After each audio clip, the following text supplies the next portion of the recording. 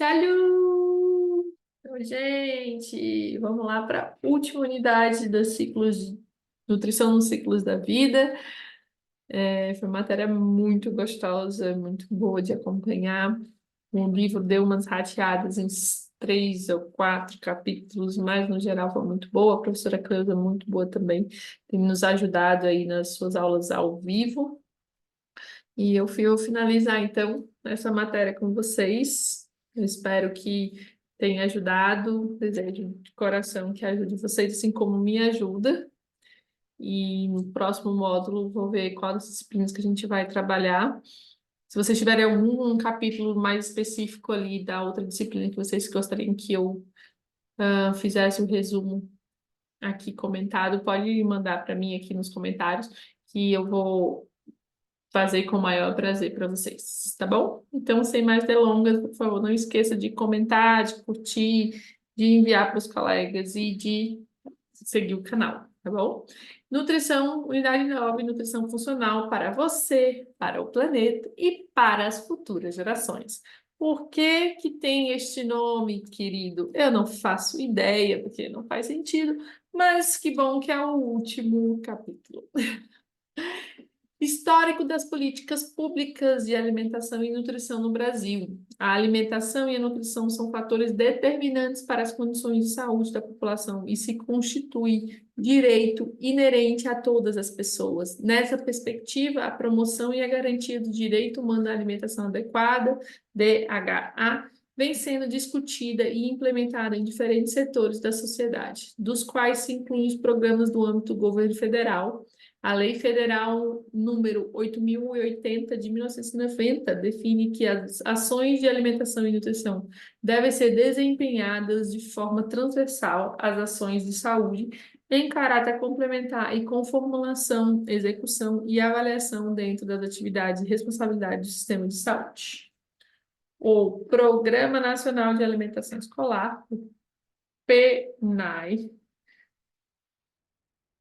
deixa eu só escrever aqui, indicação. Se originou em 1954 e é o mais antigo em funcionamento nos dias de hoje e considerado um dos maiores programas mundiais na área de alimentação escolar. Então, o mais antigo, de 1954, dos Programas Nacionais de Alimentação, é o escolar.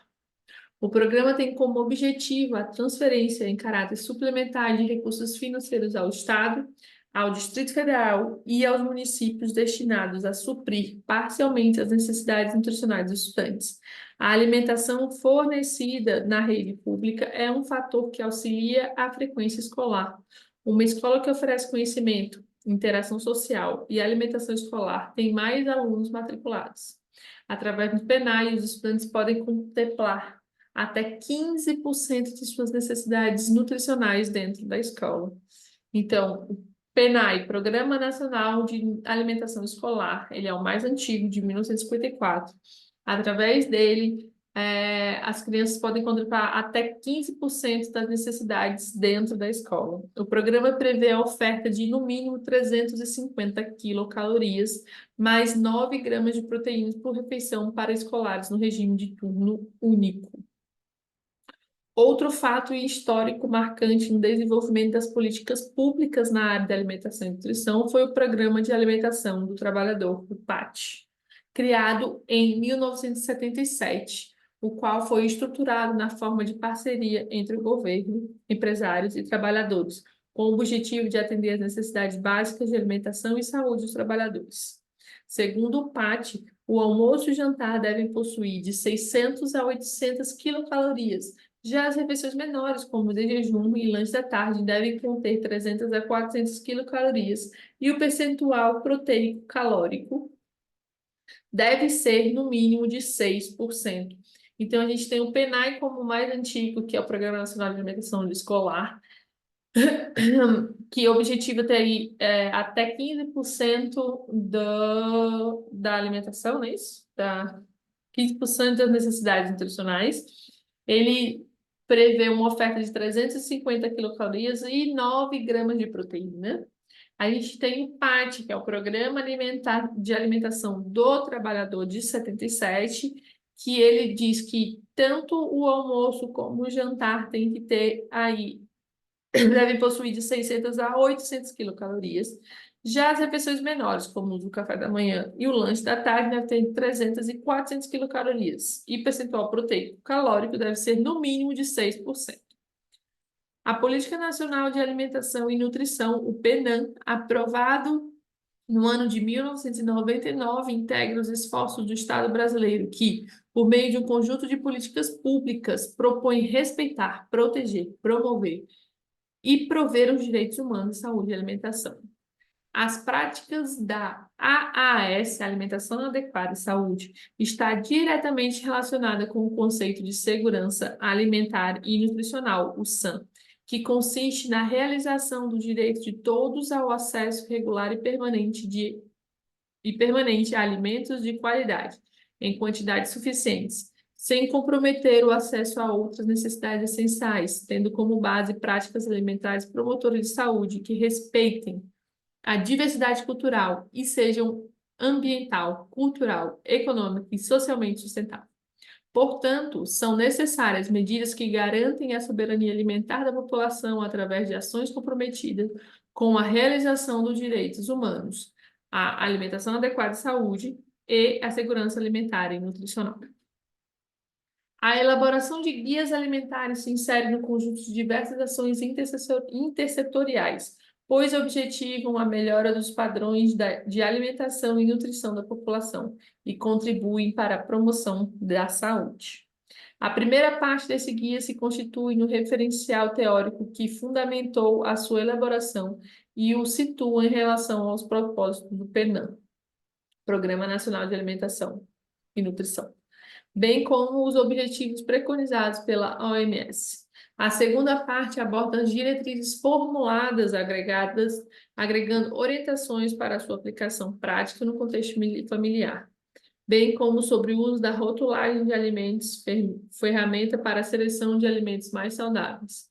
Finalmente, a terceira parte sintetiza o panorama epidemiológico brasileiro e traz os dados de consumo alimentar disponíveis no Brasil e as evidências científicas que fundamentaram as orientações do guia. Isso é falando do guia, do primeiro guia, né? Contudo, essa última versão do guia intitulou-se Guia Alimentar para a População Brasileira e está estruturada em 5 capítulos, sendo que o primeiro descreve os princípios que norteiam a elaboração do instrumento. O segundo capítulo enuncia 4 recomendações gerais para a construção de uma alimentação saudável e que são consistentes com os princípios orientadores do guia. Capítulo 3 traz orientações sobre a maneira de combinar alimentos na forma de refeições. O capítulo 4 apresenta orientações sobre o ato de comer e comensalidade, abordando as circunstâncias que influenciam o aproveitamento dos alimentos e o prazer proporcionado pela alimentação. O quinto e último capítulo examina fatores que podem ser obstáculos para a adesão das pessoas quanto às recomendações do guia e propõe para sua superação a combinação de ações no plano pessoal e familiar e no plano do exercício da cidadania. O guia ainda apresenta uma síntese das recomendações dos 5 capítulos na forma de 10 passos para a alimentação adequada e saudável. E uma seção final, em que são relacionadas sugestões de leitura adicionais que, organizados por capítulos, aprofundam os temas abordados e discutidos ao longo do instrumento. Ainda, conforme o Conselho Nacional de Segurança Alimentar e Nutricional, cabe destaque também a publicação de 2 marcos de referência para as políticas públicas intersetoriais, sendo eles o marco de referência de educação alimentar e nutricional e o marco de referência de educação popular, os quais apontam elementos importantes para as práticas promotoras de saúde e a AAS. Gente, é muita sigla. Alimentação adequada e saúde. Os quais apontam elementos importantes para as práticas promotoras de saúde e da alimentação adequada e saúde. Os guias alimentares são um instrumento muito importante para harmonizar as políticas e programas de agricultura, saúde e nutrição de acordo com as necessidades de suas populações.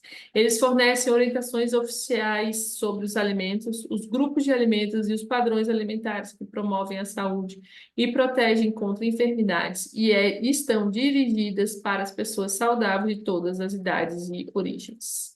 Assim, o Guia Alimentar para a População Brasileira se constitui como instrumento para apoiar e incentivar práticas alimentares saudáveis no âmbito individual e coletivo, bem como para subsidiar políticas, programas e ações que visem a incentivar, apoiar, proteger e promover a saúde e a segurança alimentar e nutricional da população. Só um parênteses, os guias, eles são feitos eles foram escritos para leigos, então eles precisam ser de fácil compreensão para toda a população, né? O segundo cérebro do nosso sistema, nosso entérico. O segundo cérebro, nosso sistema nervoso entérico. A rede de células nervosas que compõe a parede intestinal é composta por 100 milhões de neurônios e passou a ser chamada de segundo cérebro, embora tecnicamente seja conhecido como sistema nervoso entérico. Além da grande quantidade de terminações nervosas, o sistema entérico tem ainda mais semelhança com o cérebro em nosso crânio. O tecido neural em nosso intestino produz mais de 30 neurotransmissores diferentes, que são moléculas sinalizadoras tipicamente associadas ao cérebro. Isso inclui a produção e o armazenamento da serotonina, o neurotransmissor conhecido como o produto químico da felicidade, devido ao seu papel na regulação do humor e do bem-estar. Uma grande gama de dendritos e axônios neurais comunica o cérebro e nosso intestino, formando o nervo vago, o nervo craniano mais longo do organismo. Uma grande gama de dendritos e axônios neurais comunica o cérebro e nosso intestino, formando o nervo vago. O nervo vago craniano mais longo do organismo. O nervo vago trabalha como uma via de informação bidirecional no cérebro e o intestino, enviando impulsos um para o outro em milissegundos. O nervo vago não é a única maneira do sistema nervoso central e o sistema entérico se comunicarem. Nossos intestinos abrigam trilhões de micro-organismos que formam a microbiota intestinal. Eles vivem na camada de muco que reveste os intestinos, colocando-os em contato direto com as células nervosas e imunológicas, que são os principais sistemas de coleta de informações do nosso corpo. Esta localização também prepara os micróbios para ouvir enquanto o cérebro sinaliza estresse, ansiedade e ou até felicidade ao longo do nervo vago. Disbiose intestinal, etiologia e fatores relacionados. Algumas das bactérias podem colonizar o intestino delgado, com consequências bem sérias, como nutrientes digeridos de forma errada e a combinação de toxinas com proteínas, formando peptídeos perigosos. Que eu não coloquei aqui, mas o nosso intestino, né? Ele fala que o nosso intestino, a gente tem bactérias boas e bactérias não ruins, mas bactérias...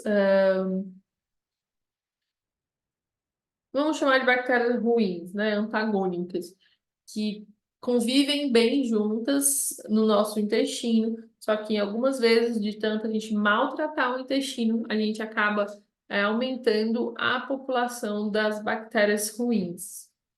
Esse processo é chamado de disbiose, um distúrbio cada vez mais considerado um diagnóstico de várias doenças e caracterizado por uma disfunção da colônia devido à alteração da microbiota intestinal, na qual ocorre a predominância de bactérias patogênicas sobre as bactérias benéficas. Então, a gente tem as bactérias benéficas e as patogênicas vivendo tranquilamente no nosso intestino.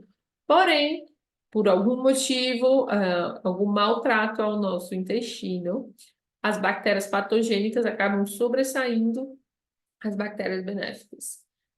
Levantam-se alguns fatores que possivelmente podem ser atribuídos às causas dessa alteração da microbiota intestinal, entre os quais estão o uso indiscriminado de antibióticos, que matam tanto as bactérias úteis como as nocivas, e de anti-inflamatórios hormonais, e não hormonais. O abuso de laxantes, o consumo excessivo de alimentos processados em detrimento de alimentos crus, a excessiva exposição da toxina ambiental, as doenças consumptivas, como câncer e síndrome da imunodeficiência adquirida, as disfunções hepatopancreáticas, o estresse e a diverticulose. Considera também outros fatores que levam ao estado de desbiose, como a idade, o tempo de trânsito e o pH intestinal. A disponibilidade de material fermentável e o estado imunológico do hospedeiro. Um dos fatores que concorrem muito para esse desequilíbrio da microbiota intestinal é a má digestão. Nem sempre o estômago está ácido o suficiente para destruir as bactérias patogênicas ingeridas, junto com os alimentos, e assim as bactérias nocivas ganham uma boa vantagem sobre as úteis.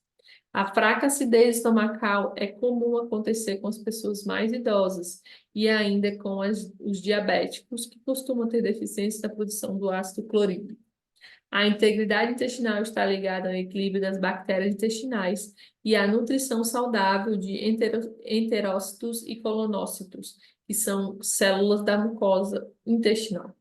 Uma das principais funções da mucosa intestinal é a sua atividade de barreira, que impede as moléculas ou micro-organismos antigênicos ou patogênicos de entrarem na circulação sistêmica. A mucosa gastrointestinal é composta de células epiteliais que estão bem adaptadas, são finas e semipermeáveis, com junções firmes entre as células. Quando a mucosa é rompida, a permeabilidade intestinal pode ocorrer e as bactérias do intestino, alimento não digerido ou toxinas podem se translocar através dessa barreira. A disbiose se torna um problema quando possibilita uma desproteção da barreira. Quando a microbiota está doente ou susceptível, fica um ambiente propício para o desenvolvimento de colônias de bactérias patogênicas. E aí começam nossos problemas. Tanto as bactérias quanto simplesmente as toxinas produzidas por elas são prejudiciais, podendo cair na circulação sanguínea e gerar infecção em qualquer outra parte do corpo e até sepse. A constipação intestinal leva à presença no cólon de fezes putrefativas, gerando placas duras e aderentes na mucosa intestinal, que liberam toxina para todo o organismo. Essas toxinas podem ser absorvidas pela pele, resultando em um quadro de urticária e acne, ou para as articulações, gerando quadro de inflamação e até mesmo lesões articulares, como a artrite reumatoide. Outras alterações que afetam a válvula ileocecal, que separa o intestino delgado do grosso, também podem fazer com que isso aconteça. Os indivíduos que estão sempre às voltas com dificuldades intestinais têm grande possibilidade de estarem sofrendo desse distúrbio. Um sinal muito claro disso é o síndrome do cólon irritável, em que o desequilíbrio da microbiota intestinal chega a ponto de impedir as funções normais do cólon, provocando diarreia constantes. Pessoas com a síndrome do cólon irritável são aquelas extremamente sensíveis, sempre prontas a responder mal a qualquer tipo de alimento. Embora a etimologia das doenças inflamatórias intestinais permaneça desconhecida, evidências sugerem que o desequilíbrio da microbiota intestinal seria o possível fator responsável pelo início, cronificação e recidivas dessas doenças.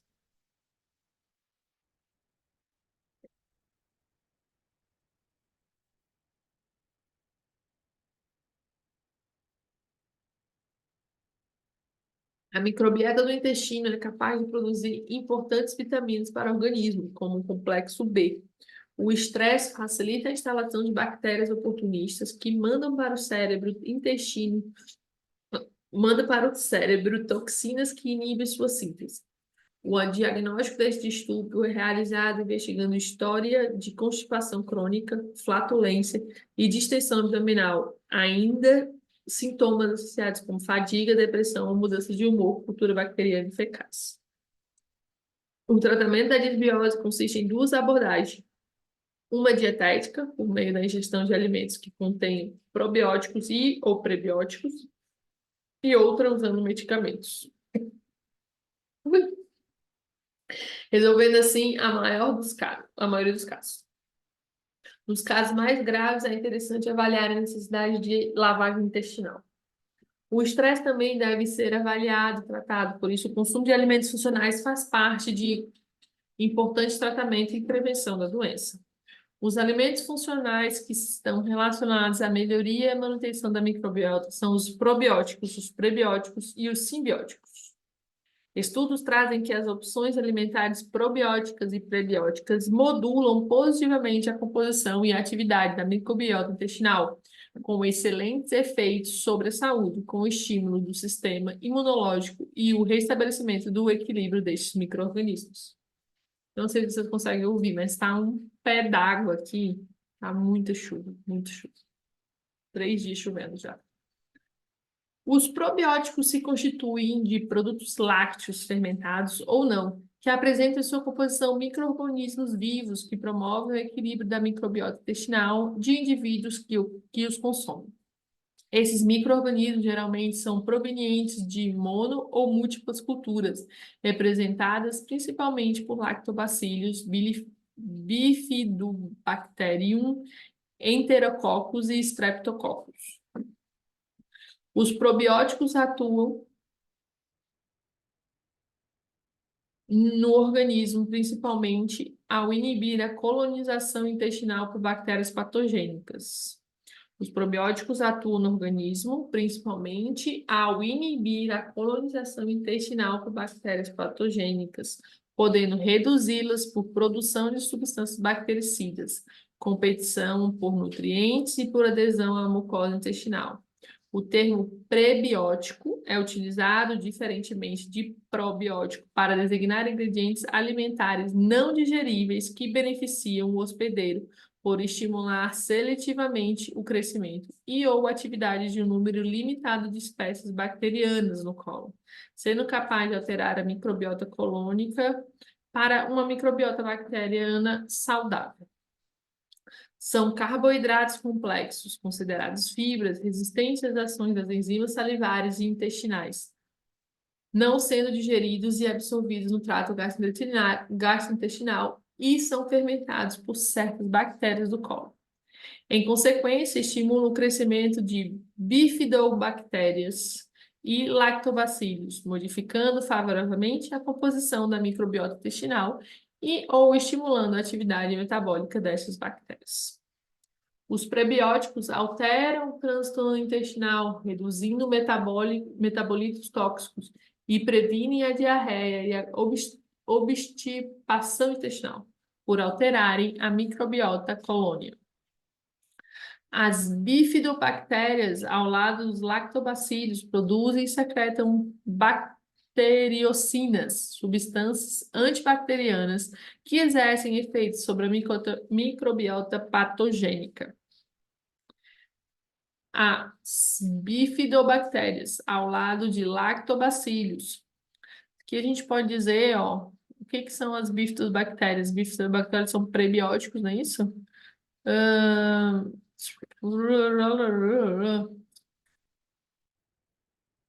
Não consegui achar.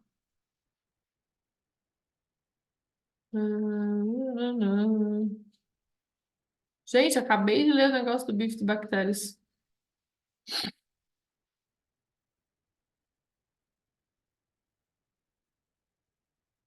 Ó, aqui, ó. São carboidratos complexos resistentes às ações das enzimas salivares intestinais resistentes, não sendo digeridos e absorvidos no trato gastrointestinal e são fermentados por certas bactérias do colo. Em consequência, estimulam o crescimento de bifidobactérias e lactobacillos, modificando favoravelmente. Ah, tá. Então, os prebióticos, eles ajudam as bifidobactérias. Já os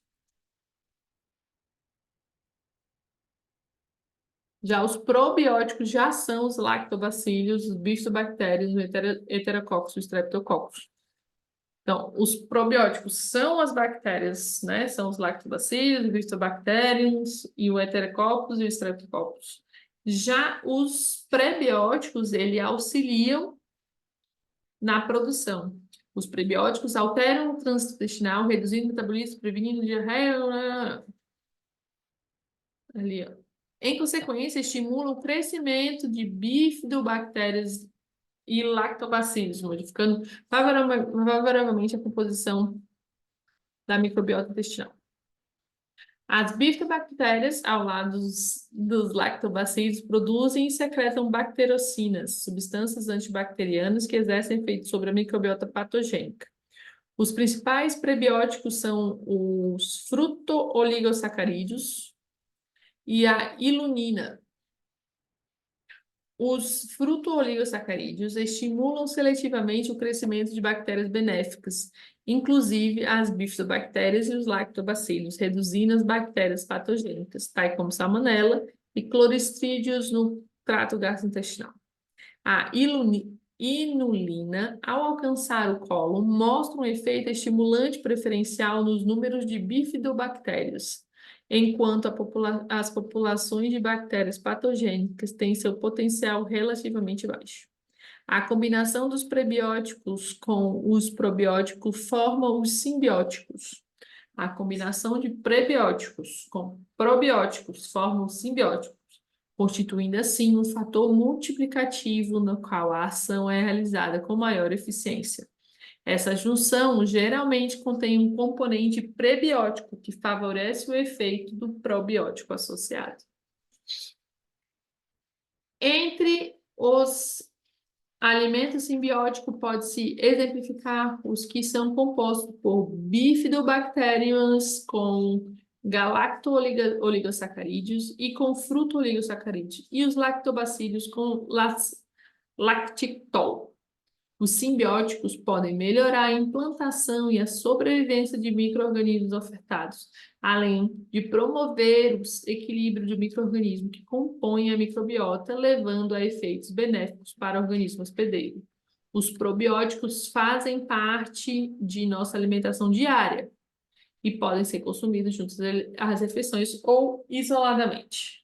Probióticos, definição: micro-organismos vivos que, quando administrados em quantidades adequadas, conferem benefícios à saúde do hospedeiro. Prebióticos, ingredientes seletivamente fermentados que permitem mudanças específicas na composição e ou atividade microbiota gastrointestinal, conferindo assim benefícios à saúde do hospedeiro. Simbióticos, produtos que contêm tanto pró como prebióticos que conferem benefícios à saúde.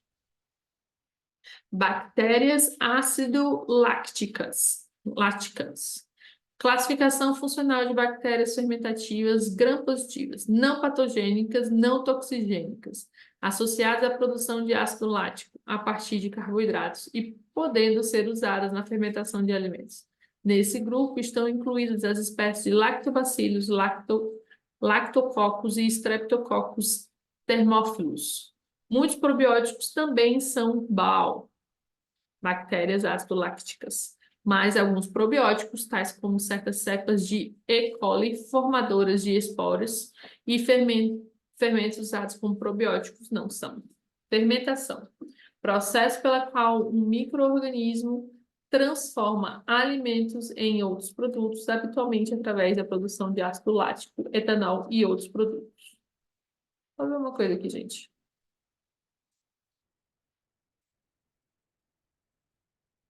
Acabando. Na medida em que os simbióticos melhoram o bolo fecal, há diminuição da absorção de glicose e aumento da eliminação do colesterol, ajudando a evitar doenças coronarianas. Os simbióticos também regeneram a mucosa intestinal, o que pode evitar a formação do câncer e diminuir a incidência de infecções sistemáticas, graças à diminuição da translocação bacteriana. O tratamento dietoterápico na disbiose necessita invariavelmente de um processo de reeducação alimentar. A diminuição ou exclusão da carne vermelha é uma ótima medida de controle sintomatológico, bem como a exclusão de laticínios, alimentos ultraprocessados e açúcar branco. Carboidratos simples ou redutores produzem maior fermentação no cólon intestinal. Se a absorção é imperfeita no intestino delgado permite que grande quantidade de carboidratos e proteína atinja o intestino grosso, a ação bacteriana pode levar à formação de gases em excesso ou subprodutos tóxicos que compreendem a microbiota intestinal sadia. Diarreia e boa nutrição. Segundo a Organização Mundial de Saúde, a Organização Mundial de Gastroenterologia. Diarreia aguda é a passagem de uma quantidade maior do que o normal de fezes amolecidas, além do aumento do número de evacuações, que dura em menos de 14 dias. Pode ser interpretada como um aumento da quantidade de água e eletrolito nas fezes, levando à produção de frequente de fezes double. É esse comprometimento no equilíbrio entre reabsorção e secreção pela mucosa intestinal que leva à liquidificação das fezes. As causas da diarreia aguda podem ser bacterianas, virais, parasitárias e não infecciosas. As mais comuns são provocadas por E. coli e pela bactéria da cólera, Vibrio, e causam o quadro sem invadir o peritônio, somente através da produção de enterotoxinas, que induzem a secreção de líquidos. Apesar de menos comuns, alguns casos são por micro-organismos invasivos. Estes penetram o epitélio intestinal, resultando em distúrbios inflamatórios. O melhor exemplo é da infecção por Shigella. Osteopenia e osteoporose. A osteoporose é uma doença que causa a porosidade ou adelgazamento, redução da quantidade de massa de ossos, que pode atingir qualquer pessoa, dentre elas os mais atingidos são os idosos. A osteopenia é a fase precursora da osteoporose e pode iniciar na vida jovem por fatores genéticos ou ainda ambientais. Seu risco é maior quando ocorre uma combinação de fatores, que inclui hereditariedade, etnia, sexo feminino, peso baixo, uso acentuado de álcool e nas deficiências de cálcio e vitamina D. A osteoporose pode ser definida por apresentar fases primárias e secundárias. Na classificação primária, a osteoporose se subdivide em tipo 1 e é causada pela deficiência de estrogênio comum do climatério, menopausa. Com isso, ocorre um decréscimo da densidade mineral óssea, em torno de 3 a 5% ao ano. A primária ainda se subdivide no tipo 2, que é conhecida como senil e atinge tanto os ossos corticais como trabeculares, tendo maior incidência sobre o colo do fêmur nesse tipo. Nesse tipo, a perda da densidade mineral óssea ocorre em torno de 1% ao ano. A fase secundária da osteoporose geralmente é causada pela ingestão de medicamentos, como corticoides e diuréticos, ou também podem ser causadas pelas patologias como diabetes, cirrose, úlcera gástrica, artrite reumatoide, hiperparatireoidismo ou até mesmo pelo consumo de bebidas alcoólicas, cafeína, má nutrição e sedentarismo. A doença ocorre pela má alimentação e causa a falta de cálcio no organismo. Isso devido ao fato de que a fase em que mais absorvemos cálcio é de 10 a 16 anos. A partir disso, a absorção diminui e por volta dos 40 começa a perda óssea e continua pelo resto da vida. Aos 80 anos, 1 em cada 3 mulheres e 1 em cada 5 homens terão fratura resultante de osteoporose. A prevenção através de uma dieta saudável é fundamental no combate à osteoporose, pois o reconhecimento de uma vida sadia depende da nutrição. A prevenção pode se tornar eficaz com o consumo diário de cálcio e vitamina D, bem como exposição segura ao sol nas primeiras horas da manhã, com o uso de fruto solar adequado. A melhor solução para minimizar a deficiência de cálcio seria uma mudança de hábitos alimentares, incluindo alimentos tais como leite e seus derivados na alimentação e curtir o dia lá fora. Eu deixei essa frase que eu achei muito bonitinha. Como o cálcio concorre com o ferro no sítio absortivo intestinal, recomenda-se o consumo fora do horário das grandes refeições, sendo um mineral de grande importância para cada uma das células do nosso corpo, inclusive para o coração, nervo e músculo. Outro mineral tão importante quanto o cálcio é o fósforo, pois quando os níveis de fósforo no soro estão baixos, acaba ocorrendo uma retirada de fosfato da matriz óssea, o que pode prejudicar a estrutura óssea e sua função. A nutrigenômica se refere ao estudo de como tais compostos atuam na modulação da expressão gênica, enquanto a nutrigenética estuda os efeitos da variação genética na interação entre dieta e doença, com intensificação do gene responsável por diferentes respostas com a dieta. Através da alimentação, conseguimos modular que proteínas serão produzidas a partir dos estímulos químicos. E chegamos ao fim, temos 3 perguntas, 3 respostas, e é aqui que eu falei, ó, logicamente, o uso de prebiótico está indicado nas diarreias agudas. E é isso então, pessoal. Vou até aparecer aqui. Muito obrigada por vocês acompanharem. Eu espero que vocês gostem. Se tiver alguma coisa na Let's Talk que a professora faça algum resumo, alguma coisa, eu volto com um resumo aqui para vocês das pontos principais. Nossa, agora que eu vi que tá uma baguncinha aqui, deixa eu botar, cadê? E é isso. Muito obrigada. Espero que ajudem vocês e até a próxima.